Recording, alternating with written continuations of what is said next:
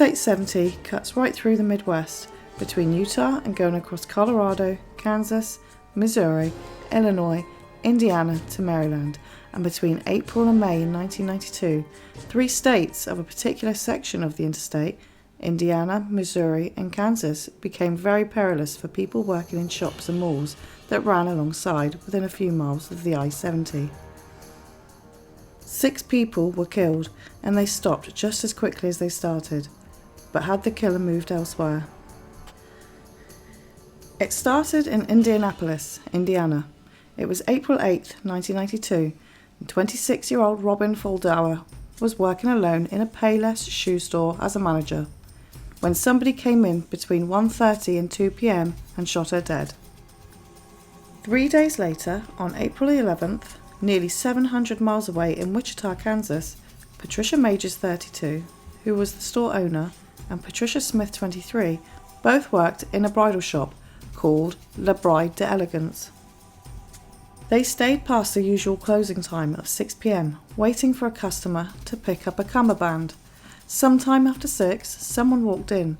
They thought it was the customer they were waiting for, but unfortunately it wasn't, and they were both shot dead. When the real customer arrived, he suddenly came face to face with the killer. The killer allowed him to leave without harm, and the customer contacted the police and was able to provide a description. Police believed that the killer did not expect there to be 2 people working at the time. It probably took him by surprise when he walked in to see 2 workers. In Terre Haute, Indiana, April 27th, Michael Mccown, aged 40, was stocking shelves in his mother's ceramic store called Sylvia's Ceramics. As he was kneeling down, he was shot from behind.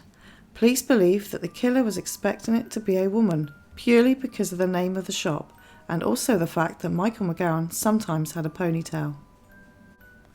On May 4th, Nancy Kitts Miller, aged 24, in St. Charles, Missouri, was working alone in a footwear shop in Boot Village. She opened up her shop at noon, and customers had found her dead at 2:30 p.m. The last confirmed murder along the I-70 happened on May 7th in Raytown, Missouri. Sarah Blessing, 37 years old, was working in her gift shop called the Store of Many Colours. Again, the murder occurred during the day. One of the witnesses was a video store owner who worked next door.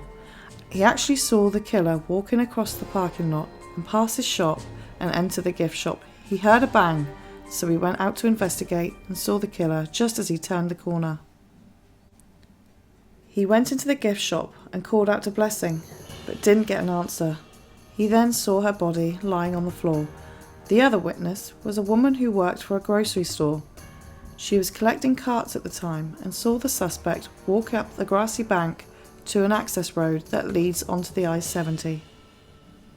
Police were able to make 2 composite sketches of the killer based on the witness descriptions. He was white, in his 20s or 30s. Some sources said it's 5'7" to 6 foot, and others said 5'7" to 5'9" tall. Sandy blonde or reddish hair, thin build with lazy eyelids, and also thin lips. He looked fairly smart. The motive for the killings were unknown, and although these shops had been robbed of a few £100s, they were not particularly known as lucrative shops if the motive had been robbery, so police believe that robbery was just a secondary to motive for the killings. The suspect had picked the slower times of the day for businesses, such as just after lunchtime and closing time, and it seemed to be a brunette, petite type of woman that he targeted. Ballistics confirmed it was a .22 caliber firearm, but they could not confirm the model, but may have been an Intratec Scorpion pistol or an Irma Work ET-22 pistol. The Midwest authorities have also linked this case to similar killings in Texas. Although a .22 caliber firearm was used, it was also a different gun to the one that was used in the I-70 case. Also, the killer had a very similar MO, as the first victim in Texas was Mary Ann Glassuk, 51. She was killed on the 25th of September 1993 in Fort Worth, Texas. She was working in an Emporium antique store when she was shot dead.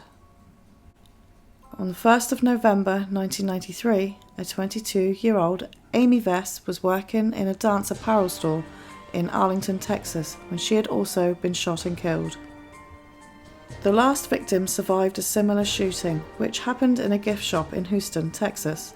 On the 15th of January 1994, Vicki Webb was in the Alternatives gift shop when a man walked in. She talked to the man briefly before he shot her in the back of the head. Although the bullet didn't penetrate into her head, part of the vertebrae was hit. The shooter tried to shoot again, but for some reason misfired, and the shooter left. The suspect thinking the victim was dead. It was never confirmed that this was the same shooter as the one along the I-70, but strongly suspected. Thank you for watching my channel. Please like and subscribe and comment down below.